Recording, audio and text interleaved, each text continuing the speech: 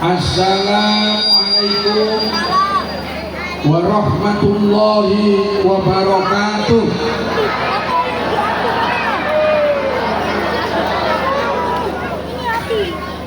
Kurang kompak ini ya, yang hadir 10.000 ya.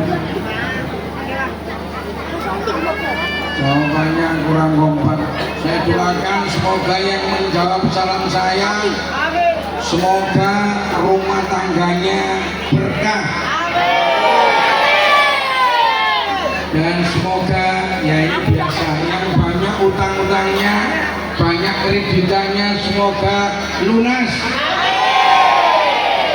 Kalau sudah lunas kita bisa utang langganan. Saya ulangi, Assalamualaikum warahmatullahi wabarakatuh.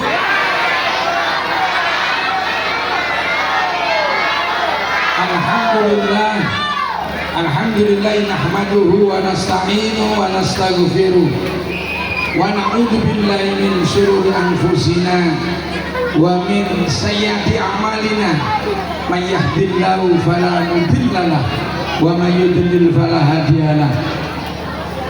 Asyhadu an la ilaha illallah wahdahu la syarika lahu wa asyhadu anna sayyidana Muhammadan abduhu wa rasuluh. Allahumma sholli ala sayyidina Muhammadin wa ala ali sayyidina Muhammad walhamdulillahi rabbil alamin. Wa qala ta'ala fil Qur'anil Karim, a'udzu billahi minasyaitonir rajim, wa ma arsalnaka illa rahmatan lil alamin. Wa qala Rasulullah sallallahu alaihi wasallam, innama bu'istu liutammima makarimal akhlak. Yang kami hormati kepada Bapak Petinggi Kampung Rejo Basuki, yang kami hormati tokoh para alim ulama yang hadir dalam kesempatan yang berbahagia ini, juga yang kami hormati kepada alhamdulillah pada Bapak Kapolsek Karong Tongko bisa hadir di tengah-tengah kita, dan yang kami hormati kepada bapak-bapak, ibu-ibu, serta hadirin sekalian yang dirahmati oleh Allah. Puji syukur kita ucapkan kehadirat Allah Subhanahu wa Ta'ala, yang mana pada kesempatan yang berbahagia ini kita bisa hadir bersama-sama untuk memperingati yaitu kelahiran baginda kita Nabi besar Muhammad sallallahu alaihi wasallam. Semoga kita semuanya nantinya memperoleh syafaat dari beliau. Amin ya rabbal alamin. Salawat dan salam juga tak lupa kami aturkan kepada baginda agung Nabi kita Muhammad sallallahu alaihi wasallam beserta keluarganya, sahabat-sahabatnya, serta pengikut-pengikutnya hingga akhir zaman nanti.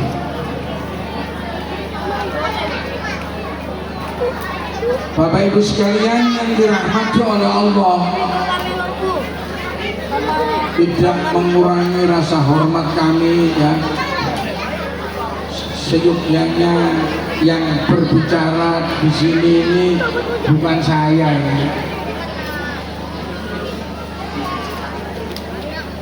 Ustadz Rifki ya, Ustadz Arif dari Jawa. Tapi kodrat iradat Allah ini ternyata yang berbicara ini bukan Ustadz Arif, tapi Ustadz kampung dari luar. Haji Said, ya kan? Ini tidak kebetulan loh Ibu. Semuanya sudah tertulis di Lauhul Mahfuz. Kalau jam sekian saya ini berbicara di sini. Ustadz Arif ketiduran di bandara. Orang tidur itu nggak ada hukum. Ya kan ketiduran kayak apa? Ya sudah kayak kodratnya Allah. Ya alhamdulillah. Saya tadi sore ditelepon, posisi saya ada di Merak. Ya. Padahal saya baru datang dari Maulu. Bapak Ibu Saudara dirahmati oleh Allah, kita memperingati Maulid ini tidak lain adalah untuk menumbuhkan kecintaan kita kepada baginda kita Nabi Muhammad Sallallahu Alaihi Wasallam. Biarpun beliau tidak menurut, tetapi kita sebagai umatnya, ya, sesuai dengan suatu riwayat bahwasanya ketika Rasulullah ini dilahirkan, oh Ibu, ini yang menunggu ini bukan hanya manusia saja, menunggu datangnya kelahiran Rasulullah SAW bukan manusia saja, malaikat dari bangsa malaikat, dari bangsa burung, dari bangsa jin, semuanya itu kepingin tempat kelahiran Rasulullah, kehadiran Rasulullah di muka bumi ini sesuai dengan ayat yang saya baca tadi, wa ma arsalnaka illa rahmatan lil alamin. Rasulullah dilahirkan ini rahmat bagi alam semesta. Sebab apa? Allah berfirman di dalam hadits qudsi ini diterangkan, laulaka ya Muhammad, laulaka ya Muhammad, laulaka ya Muhammad 3 kali. Andai kata tidak kau diciptakan engkau Muhammad, maka dunia dan seisinya termasuk kita ini tidak ada. Semuanya ini berkah Kanjeng Nabi Muhammad Sallallahu Alaihi Wasallam.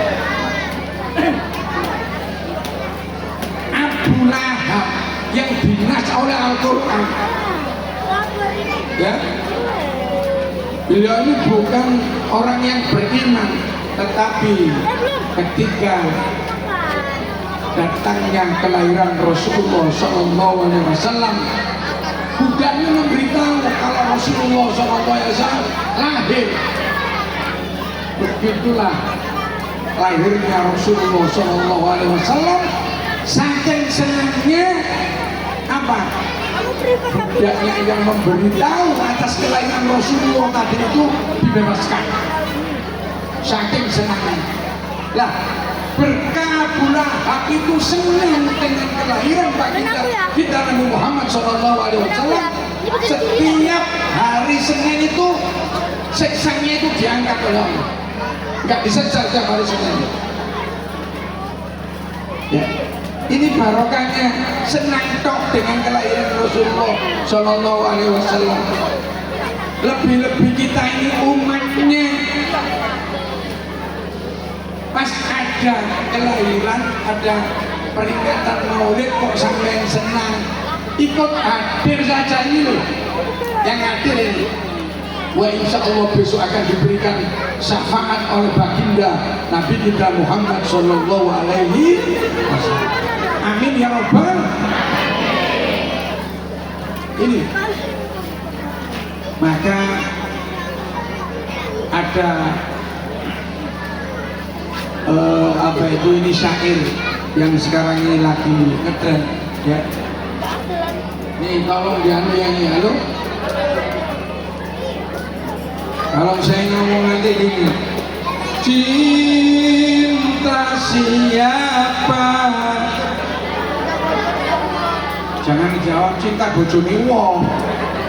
Dijawab Cinta siapa? Cinta Nabi Muhammad Sallallahu Alaihi. Ini ya kompak jawabnya. Bikin vokal ayo tolong dibantu ya. Cinta siapa? Cinta Nabi Muhammad Sallallahu Alaihi. Rindu, rindu, rindu, rindu siapa? Rindu Nabi Muhammad Sallallahu Alaihi. Kalau cinta takkan sia-sia, tiada yang percuma. Semoga kita berjumpa dengan baginda. Salatullah salamullah ala toha rasulillah. Salatullah salamullah ala yasin habibillah.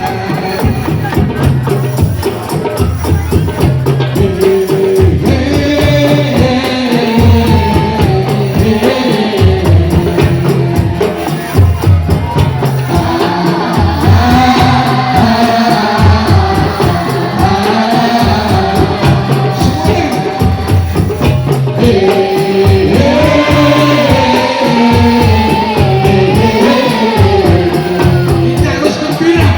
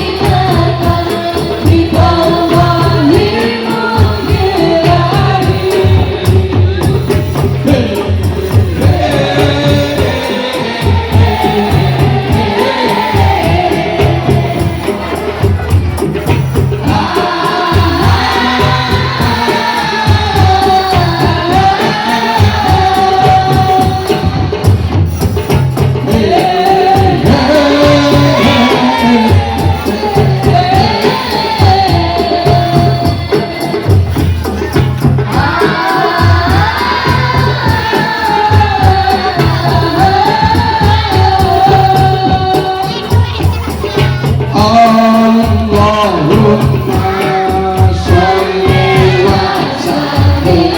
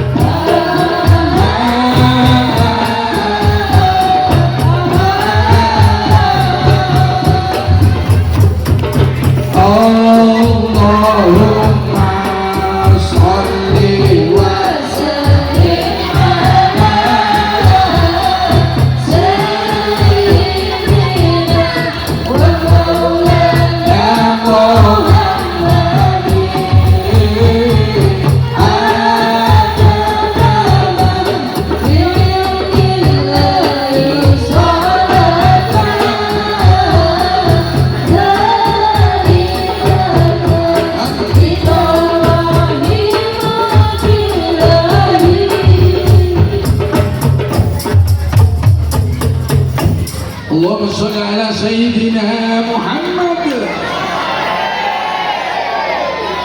Bapak Ibu sekalian yang dirahmati oleh Allah, kita harus mengetahui atau tujuan kenapa Rasulullah ini dilahirkan ke dunia ini.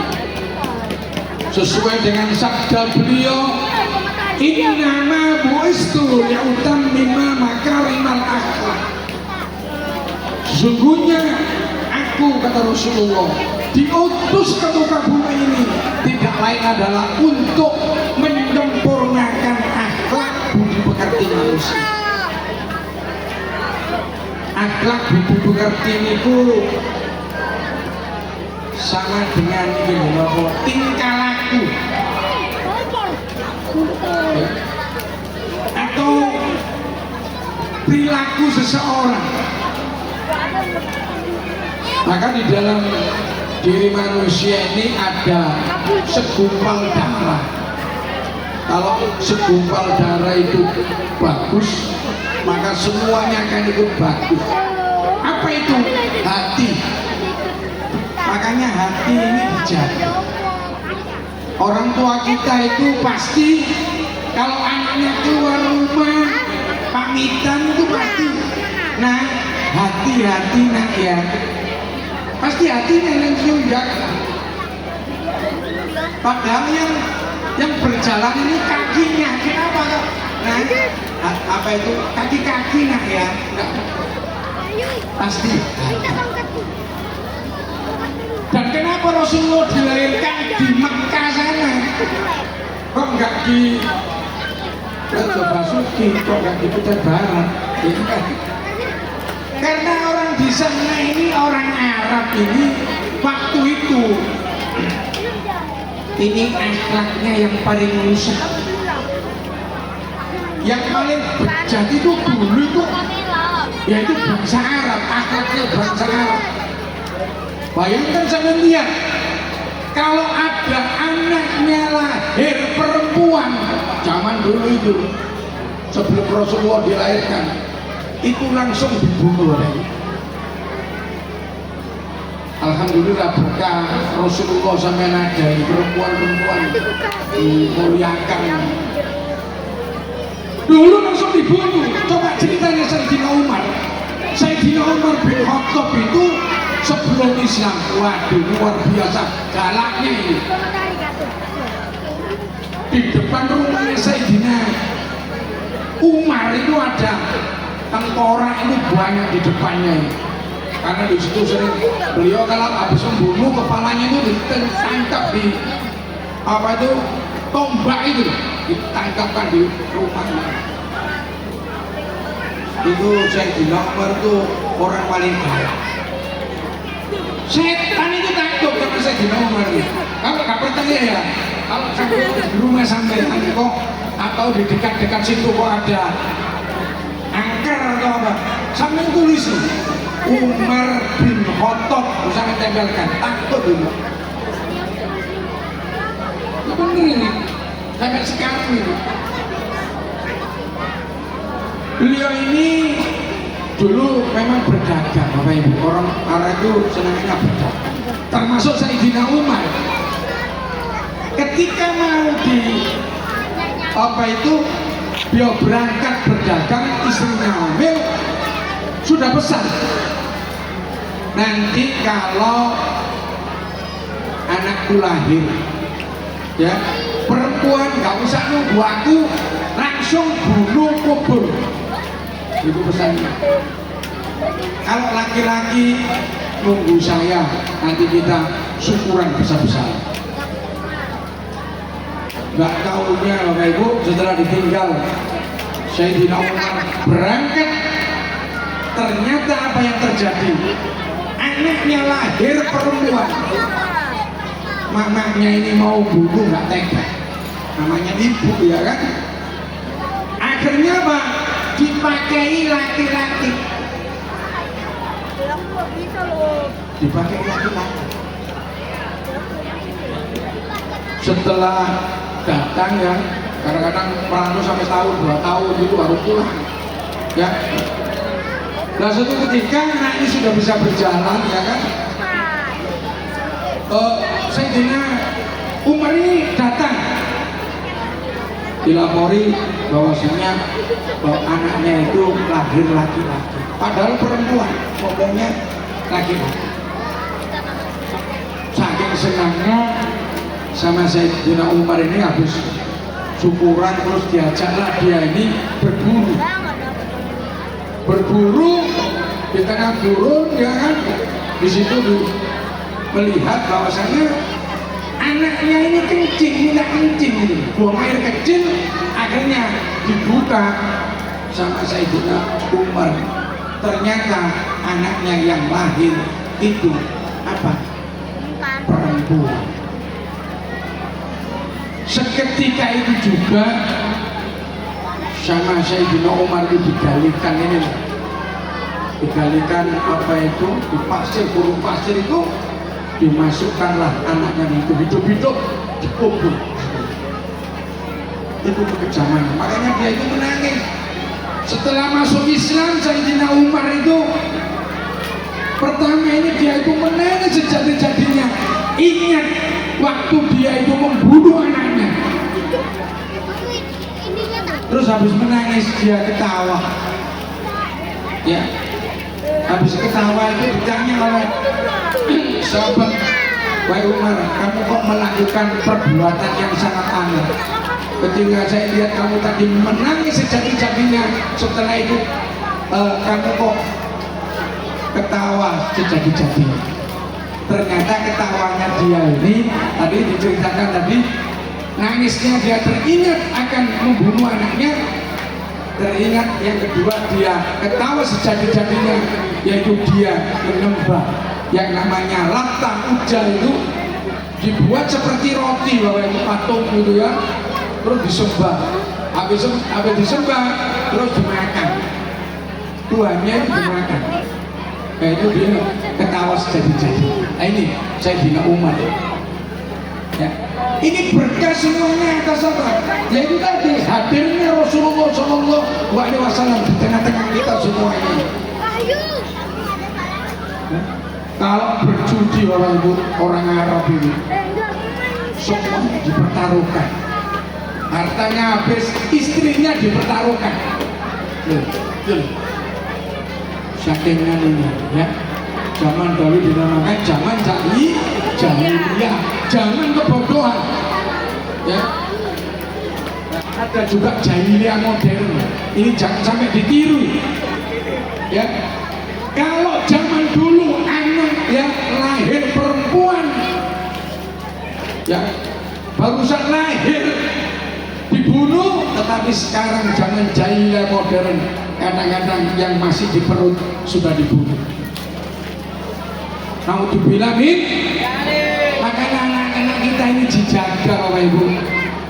Kalau sama anak sampean sudah bisa yang namanya sholat ini ya, tiap hari sholatnya terjaga, terus sama ngajinya terjaga, insya Allah selamat. Kalau sampean punya anak ya kan, sholatnya nggak bisa, terus nggak pernah ngaji, terus alamat. Inna sholata tanha anil faksya'i wal munkar.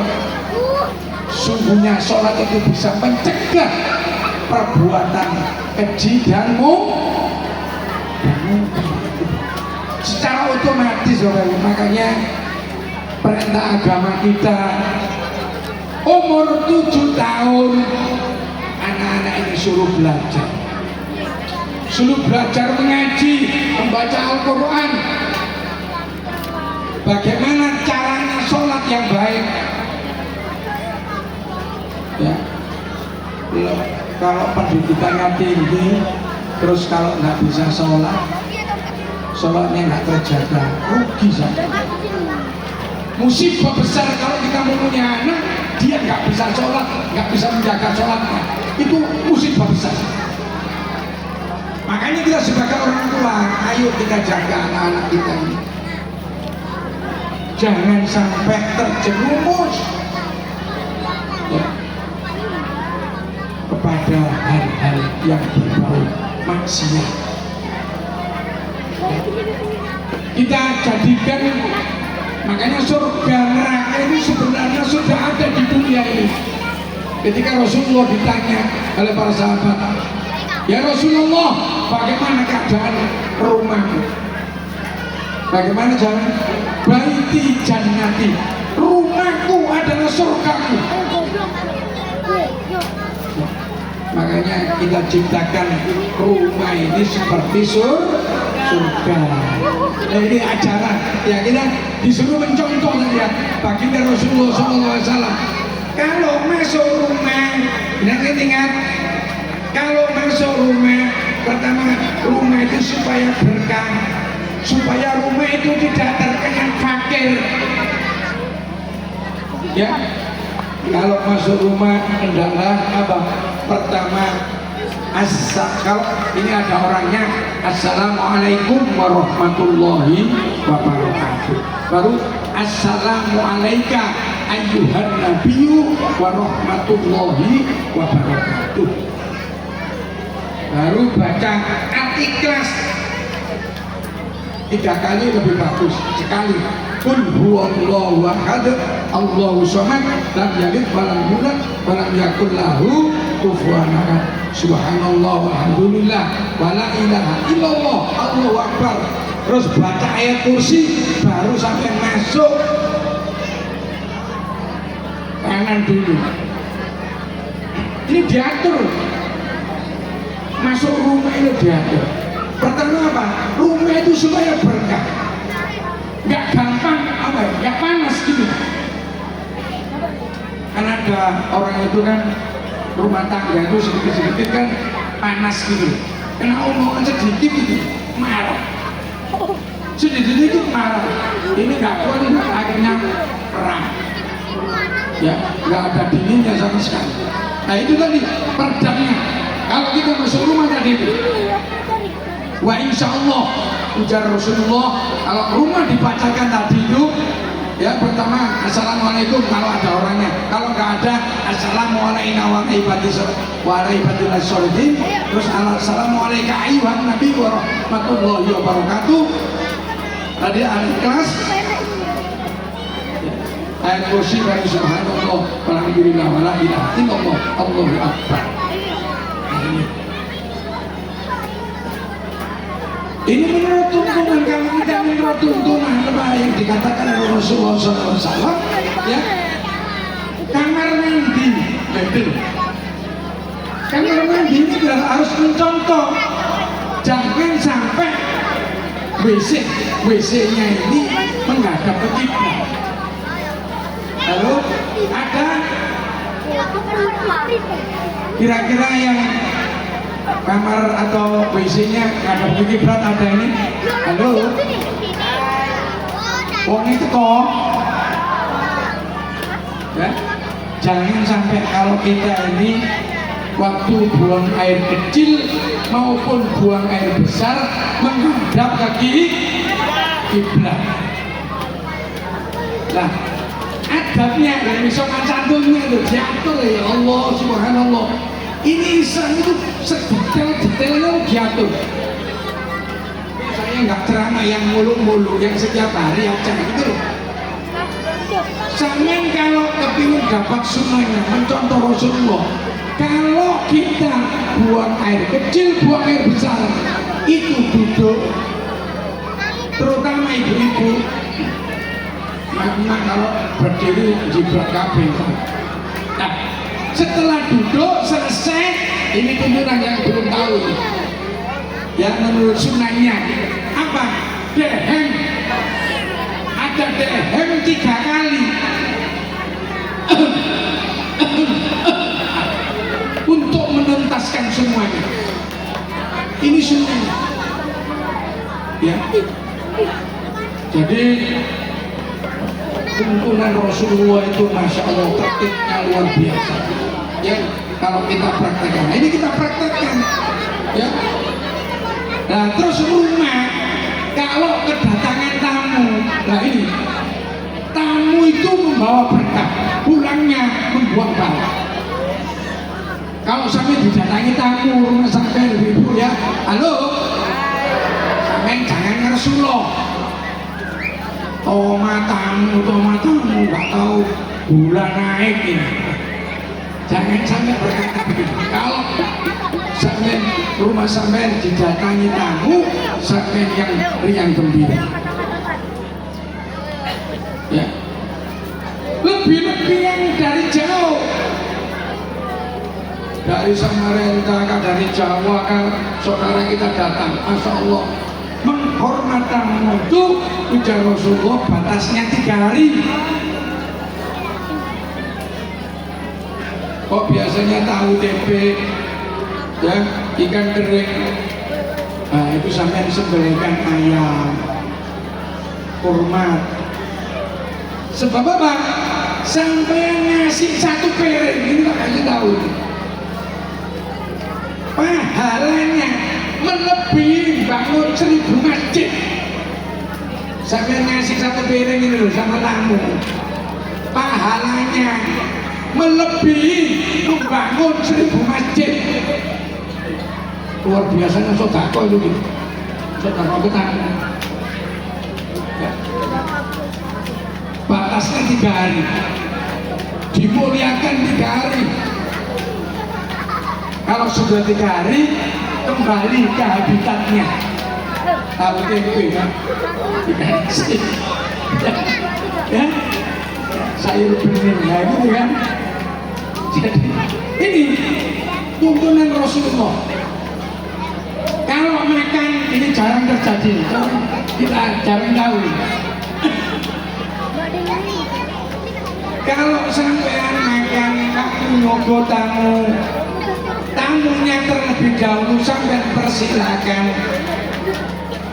Kamu dulu, sampai yang kedua, saya teman-teman dulu, tuan rumah duluan makan, ya, suguhkan dulu.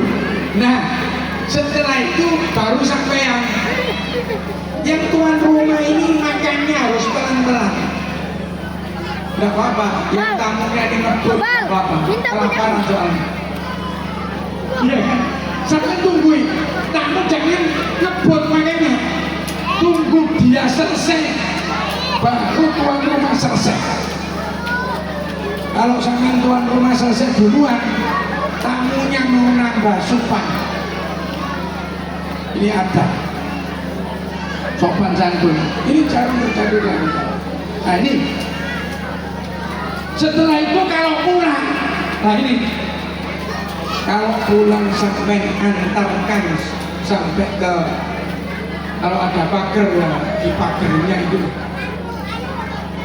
Jangan ingat tamu langsung belum pulang ke sana ditutup jegrek, orangnya bingung tamunya mau pamit sama sahabat tidak ada orang, dipersilakan sampai dia pulang. Ya. Nah ini ada sopan santun. Makanya dalam rangka maulid ini kita mencontoh kembali ke baginda Rasulullah supaya hidup kita selamat dunia dan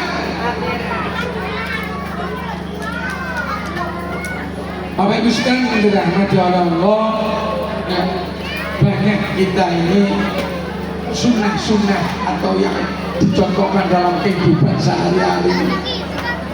Ya, masuk kamar mandi, keluar kamar mandi, keluar rumah, lebih-lebih keluar rumah yang bekerja itu sampai harus berdoa. Ya, Bismillahirrahmanirrahim. Allah la haula wala quwwata illa billah bil aliyyil azim. Makanya kalau orang seorang suami keluar dari rumahnya itu ada nilai-nilai ibadah di dalamnya. Ya. Makanya selama kita berumah tangga Bapak Ibu, ibadah yang paling lama itu ketika selama itu tidak cerai atau mati, itu pahalanya sangat luar biasa. Orang yang keluar rumah untuk memberikan nafkah istri itu jihad. istri, Masya Allah, istri itu paling enak. Istri itu tugasnya ini kan melayani, mentaati. Oh, ngadukkan teh gini aja kok sama dengan puasa 1 tahun, ya. Lebih-lebih sampai memberikan makanan, minum semuanya. Wah, Masya Allah, di situ pahalanya sangat luar biasa. Oleh karena itu kita harus yang ikhlas, ya, dalam membina rumah tangga. Hendaklah apa yang diajarkan oleh Rasulullah. Yang suami yang memanggil istri juga gitu, yang baik. Kalau Rasulullah itu memanggil istri-istrinya, ya Humairah, ya Humairah itu wahai, ini loh, yang kemerah pipi, yang kemerah-merahan. Rasulullah. Kadang-kadang kita ini mengolok istri ini dengan seenaknya. Dia itu kan gemuk. Kadang-kadang dipanggil, Dut, Dut. Nah itu, kadang-kadang gitu ya kan. Coba kalau memanggil, wah si gemoy, sama aja ya si gemoy. Ya, ada istrinya terus dipanggil congkring ya, kring congkring. Aku bikinkan kopi kring, wah congkring. Nah ini jangan sampai terjadi, ya kan? Kita semuanya harus mencontoh Rasulullah Sallallahu Alaihi Wasallam, ya. Tapi itu yang mati oleh Allah Subhanahu Wa Taala, kita raya sejenak ya. Ya Rasulullah, ya Rasulullah, salamun alaik, ya Rafi Asad, Rafi Asad wa Raji.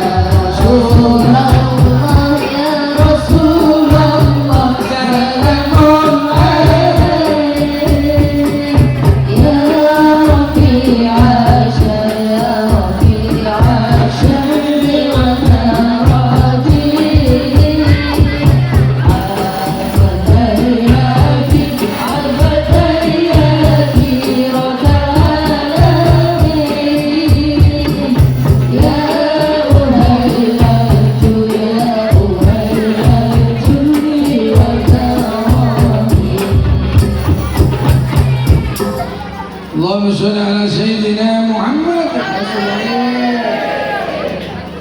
Di samping itu juga saya beritahukan kepada jamaah sekalian, kita bertetangga itu juga diatur, ya, diatur oleh agama kita, dicontohkan oleh Rasulullah SAW. Al-muslimu akul muslim,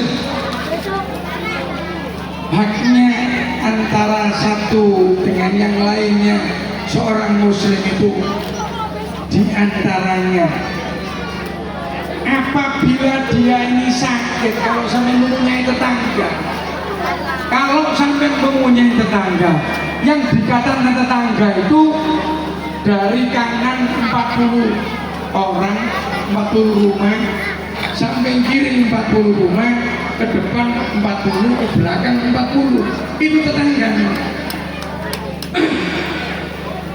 Kalau dia sakit, haknya kalau sampai nggak jenguk berdosa sama. Harus dijenguk. Lebih-lebih kalau dibawa ke rumah sakit. Ya. Kalau orang dijenguk Bapak Ibu, itu bisa membawa semangat hidup. Tapi kalau orang itu sudah tidak dijenguk, seolah-olah dia ini tidak punya keluarga, sanak saudara. Akhirnya ngenes. Apa yang ngenes itu? Ngenes itu apa? Ngenes itu? Ngenes itu nelongso. Sedih terus akhirnya cepat mati. Soalnya nggak ada yang ini.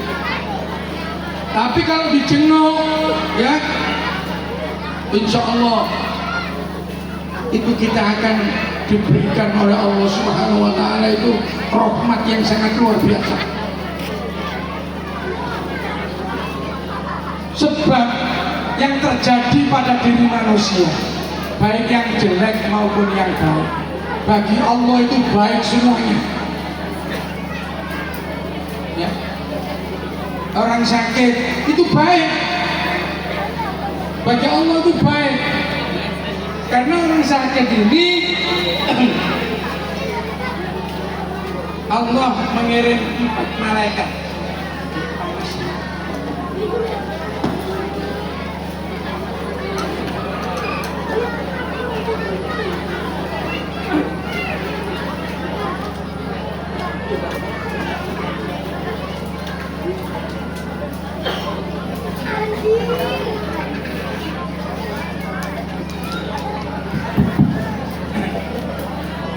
Sebab kalau orang sakit itu Allah itu mengirim 4 malaikat. Ini sampai lihat ini. Ini bentuk kasih sayang Allah. Makanya Allah itu memberikan kasih sayang dan rahmatnya itu bermacam-macam. Bukan hanya kenikmatan toh. Allah itu mempunyai sifat Rahman dan Rahim, pengasih dan Ayo, saya tahu kenapa kalau kebanyakan orang yang mau meninggal dunia pasti diberi sakit.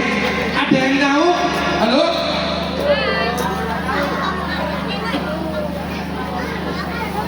Sebab kalau sudah istilahnya itu orang itu kan kalau apa itu mau meninggal dunia kebanyakan sakit. Gara-gara ini Allah mengirim malaikat 4. Yang pertama, Allah mengirim malaikat untuk mencabut rasa kenikmatan makanan. Makanya sama coba lihat, orang kalau sakit lidahnya ini, liurnya ini pahit. Halo? Bener apa enggak ini? Pahit. Makanya biarpun disuguhi apel, anggur, jeruk, yang makan siapa? Yang nunggui. Penyakit nggak makan, pahit. Cabut satu. Yang kedua, auranya, aura mukanya ini pucet. lain dengan orang yang sehat-sehat. Dua. Capek. Yang ketiga, tenaganya. Biarpun dia ini binaraga, biarpun petinju, pebula, kalau sudah sakit, lempoh, nggak ada kekuatan. Itulah manusia. La haula wa la quwwata illa billah. Tiada daya serta kekuatan, yang punya kekuatan itu Allah Subhanahu wa ta'ala. Ini ya, ini tiga. Yang keempat, Allah mencabut dosanya gitu. Sebab ada dosa yang tidak bisa dihapus dengan istighfar, dengan puasa, kecuali orang itu diberikan ujian oleh Allah berupa dengan nyakit. Nanti kalau sudah meninggal menghadap kepada Allah bersih, nggak disiksa lagi. Ini bentuk dari rahmat Allah. Ya, makanya Bapak Ibu, kalau ada orang istilahnya itu, nah, kalau sakit ini ada batas waktunya, gitu. Kalau sudah orang ini sembuh, lalu dikembalikan itu, makannya nikmat lagi. Makanya kalau habis sakit itu kan makannya itu apa ya, banyak itu, semuanya dimakan, semuanya, tenaganya, auranya baru. Ini rahasianya Allah memberikan sakit. Oleh karena itu kalau ada orang sakit, tetangga kita tolong sambil jenguk. Kalau nggak dijenguk, gak usah kita. Ya, ini haknya. Ya, apabila di antaranya,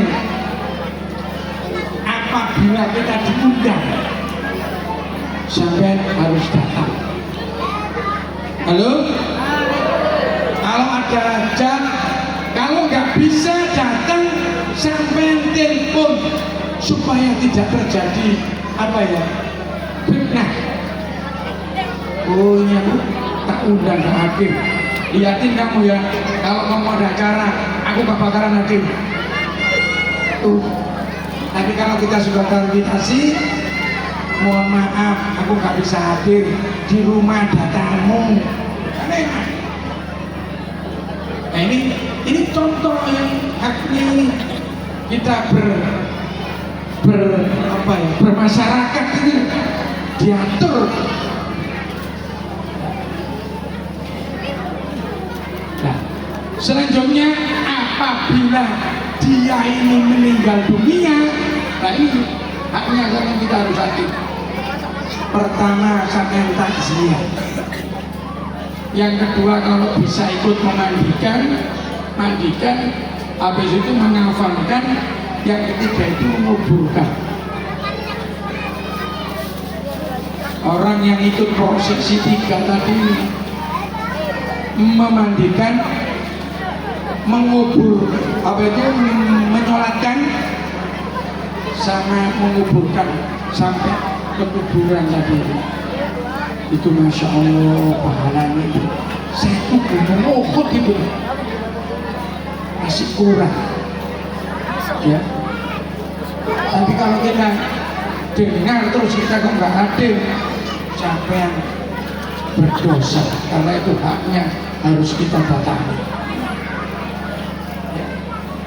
Bapak Ibu sekalian dirahmati oleh Allah, makanya Bapak Ibu kalau sudah mendengarkan itu kan, bila Israel datang memanggil, jasad terbujur di pembaringan. Bila Israel datang memanggil, jasad terbujur di pembaringan. Sekujur tubuh panas menggigil, dan sekujur badan dan kedinginan. Sekujur tubuh kita ini menggigil lalu. Tanda-tandanya itu waktu asar. mulai 1 tahun terus turun lagi 40 hari, turun lagi sampai 7 hari, 3 hari, 1 hari. Itu sudah diberitahu oleh Allah. Tapi ini orang tersebut yang mau meninggal nggak bisa ngomong, terkecuali orang yang dipilih benar-benar oleh Allah Subhanahu. Ya, biasanya itu asar, tandanya itu asar itu nah, waktu asar. Makanya sampai Allah bersumpah, wal asri, demi waktu asar. Wal asri innal insana lafi khusr. Sesungguhnya manusia dalam keadaan rugi, kecuali innal ladzina amanu wa amilus solihati wa tawassaw bil haqqi wa tawassaw bis. Setiap hari kita ini ada musibah, tapi banyak yang nggak tahu. Apa itu musibah apa? Setiap hari kita, waktu kita ini berkurang, umur kita berkurang. Jam 12 malam nanti umur kita berkurang, padahal sangat mahal harganya. Coba saya tanya orang yang sudah dikubur, orang yang sudah dikubur, diterangkan di dalam kitabnya, kepingin balik ke dunia. Ya Allah, kembalikan aku sesaat ya Allah. Dia ini kepingin kembali sesaat. Sesaat itu sebentar. Kita kehilangan 1 hari, gak ada yang menyesal. Kalau kita kehilangan duit, kehilangan emas yang berbau warta, kehilangan emas, kehilangan HP, kehilangan istri, kehilangan suami, baru bingung gak karu-karuan. Tapi kalau kehilangan umur, banyak yang tidak menyesal. Kalau sangat menghargai umur ini, diingatkan. Makanya wal asri, demi waktu. Kalau sudah orang itu sakit, ya sakit, nggak bisa jalan, nggak bisa jamaah, baru bisa ngomong. Kita masih diberikan oleh Allah kesehatan. Ayo kita ramaikan masjid kita ini, jamaahnya. Ukurannya itu kalau kampung ini kepingin makmur, yaitu jamaah subuh itu sama dengan sholat Jumat jamaahnya. Tapi kalau kita melihat lah subuh rata-rata kan cuma berapa baris saja. Ya, ini yang menjadi pertanyaan kita bersama. Padahal sholat sebelum subuh 2 rakaat ini jangan sampai tinggalkan teman. Untuk tabungan kita melebihi dunia dan seisinya ini. Obriatan subuh, obriatan subuh itu luar biasa. Jangan sampai tinggalkan. Habis adzan jangan langsung qomat, tunggu dulu. Tunggu sholat 2 rakaat dulu. Itu yang dikatakan orang yang kaya beneran itu, karena dia mempunyai tabungan dunia dan seisinya ini kalah dengan 2 rakaat sebelum subuh. Ayatnya yang dibaca apa? Yang dibaca alam nasroh laka sodroh wawadu'na anka wisroh. Pak akhiri rakaat kedua alam taro kaifa fa'ala rabbuka bi ashabil fil alam yaj'al kaidau ardi hijab. Nah ini sampai kalau melaksanakan, wah Pak Ustaz nggak bisa alam nasroh kan ya, pakai pul ya sama pul. Terus sampai baca subhanallah wala subhanallah Subhanallahil ya hayya qayyum bi rahmatika astaghfir. Subhanallah bihamdihi subhanallahil azim astaghfirullah. Subhanallah wa bihamdihi subhanallahil azim astaghfirullah. 100 kali baru sholat subuh. Ini bisa melebur, di samping itu bisa melebur dosa-dosa kita yang telah lalu. Ya, yaitu mari kita beristighfar semuanya.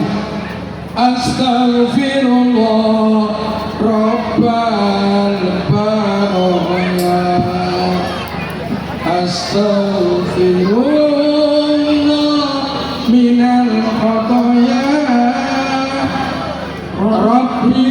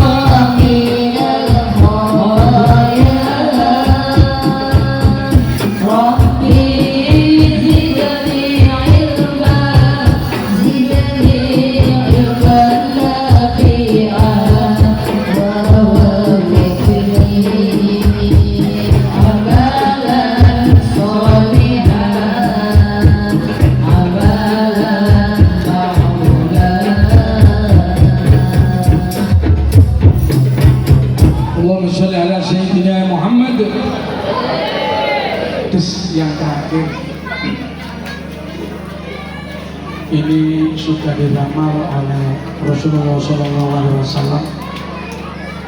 Sayati zamanun ala umati. Nanti di akhir zaman, Bapak Ibu, banyak orang yang meninggalkan ulama. Kalau yang banyak yang meninggalkan ulama, karena kita ini nggak jumpa dengan Rasulullah, nggak ketemu. Tapi sahabat tabiin wa tabiin nggak ketemu. Wali songo itu loh nggak ketemu juga. Tapi Rasulullah mengatakan al ulama warasatul anbiya. Di setiap kampung semuanya itu ada ulamanya, sudah diberi oleh Allah. Nggak tahu datangnya dari mana, itu sudah diletakkan. Baik yang di Long Apari, Longpange, saya kemarin datang sampai dari sana. Di Long Apari ketemu dengan orang Banjar. Di sana beliau ngajak ngaji, yang khutbah dan sebagainya. Di Long Apari ketemu dengan orang Demak. Sudah ada semua. Tapi kalau yang jauh, nggak pernah dekat dengan ulama. Makanya kalau orang itu 1 minggu saja nggak mau mendekat dengan ulama, kecenderungan untuk berbuat maksiat itu lebih besar. 1 minggu, makanya ada Jumatan itu enggak. Kita harus dekat dengan ulama. Maka kalau kita jauh dari ulama, apa yang disampaikan oleh Rasulullah, apa? Yang pertama diberikan musibah, diantaranya Allah akan mencabut keberkahan rezeki kita, dicabut. Saat ini sudah terasa ekonomi kita tidak baik-baik saja. Cari kerjaan susah, banyak PHK, perusahaan-perusahaan banyak PHK, Bapak Ibu. Saya tahun yang kemarin hari raya, ribuan orang saya di sana memimpin, yaitu sholat Idul Fitri, tapi sekarang sudah tutup.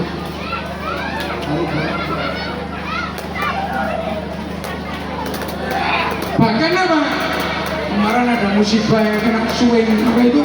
Swing eksavator, luas, meninggal. Saya suruh baca doa di sana 7 hari ini. Karena di sana nggak ada masjid, gitu loh. Jangan diremehkan. Masjid langgar itu menimpa, Bapak Ibu. Kalau orang baca kalimat thayyibah, baca kalimat-kalimat thayyibah, yaitu baca Al-Quran, baca sholawat, itu akan ke alam kembali ke kita. Yang kemarin saya maulid di Longsong, saya di Keruing, saya katakan tolong masjidnya dijaga waktunya, karena kalau diadani Allahu Akbar, Allahu Akbar, itu ke alam kembali. Yang kedengaran ini loh, dengaran adzan, dengaran sholawat, sawit-sawit itu akan tumbuhnya subur. Kalau di kampung kita ini kan begitu kan, hukum alam kan. Barang siapa yang beriman dan bertakwa di kampung tersebut, maka Allah akan mencurahkan keberkahan dari langit dan dari bumi otomatis. Sebaliknya, kalau di kampung tersebut banyak maksiat. Minuman satu PT harus barangkali, tunggu saatnya Allah akan menurunkan yaitu apa? Balaknya dari langit dan dari bumi. Itu deh. Namun dibilang nih, ayo kita jaga kampung kita ini. Ya, kita hidupkan yang sinan, tahlilan, semuanya.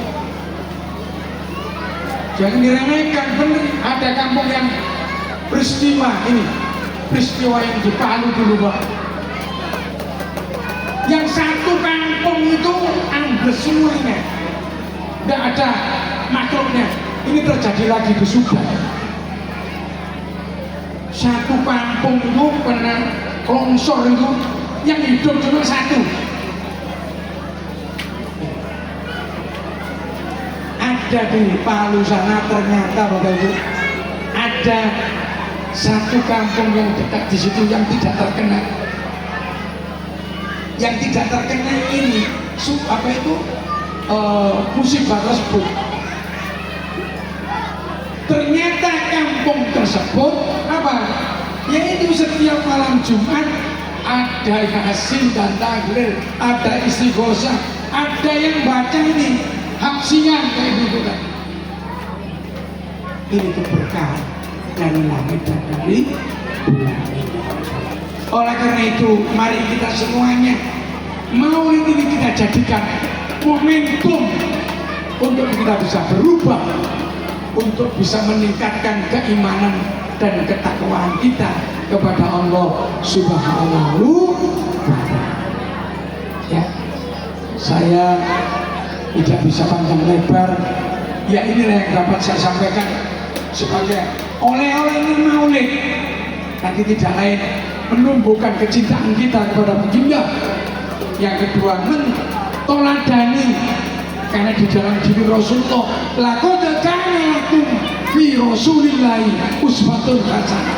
Di dalam diri Rasulullah itu terdapat apa? Suri teladan. Kan itu manusia yang dijaga oleh Allah. Maksum Rasulullah itu nggak ada dosanya. Kalau berbuat dosa langsung ditegur oleh Allah. Makanya dia dibuat contoh supaya hidup kita selamat dunia dan akhirat. Tapi bismillahirrahmanirrahim. Inilah yang dapat saya sampaikan. Kurang lebihnya bila ada kekurangan saya mohon maaf ya. Untuk itu marilah kita akhiri dengan pembacaan doa dan kita awali dengan suratul Al-Fatihah. Ila hadratin Nabi Mustafa Muhammad Rasulullah sallallahu alaihi wasallam. Syaikhul Fatihah. Ya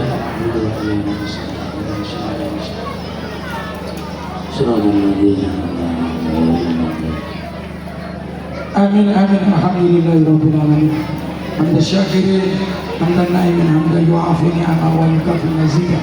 Ya Rabbana lakal hamdu wa yukafi wa sultan. Allahumma sholli ala sayyidina Muhammad wa ala ali sayyidina Muhammad walhamdulillahirabbil alamin. Allahumma ya ghani ya hamid ya mubin ya mu'id ya rahim ya wadud. Aghnina bihalalika an haramika wa bidan maksiatika bi fadlika an syukur. ربنا أوزعنا أن نشكر نعمتك التي أنعمت علي وأن والدي ونعمنا صالحا ترضاه وأدخلنا برحمتك في عبادك الصالحين. اللهم إنا نسألك سلامة في الدين وعافية في الجسد وزيادة في العلم وبركة في الرزق وتوبة قبل الموت ومغفرة بعد الموت. اللهم هون علينا في شكرة الموت والنجاة من النار والعفو عند الحساب. اللهم اغفر لأمة سيدنا محمد. اللهم ارحم أمة سيدنا محمد. اللهم استر أمة سيدنا محمد. اللهم اجبر أمة سيدنا محمد. اللهم أصلح أمة سيدنا محمد. اللهم فرج أمة سيدنا محمد. اللهم بحق الفاتحة وسر الفاتحة يا فارج الغم ويا كاشف الغم يا دافع البلاء يا الله يا دافع البلاء يا رحمن ادفع عنا الغلاء والبلاء wal wabah wal faksa wal munkar. Rabbana atina fid dunya hasanah wa fil akhirati hasanah wa qina adzabannar. Subhana rabbika rabbil izzati amma yasifun wa salamun alal mursalin walhamdulillahi rabbil alamin. Allahumma sholli ala sayyidina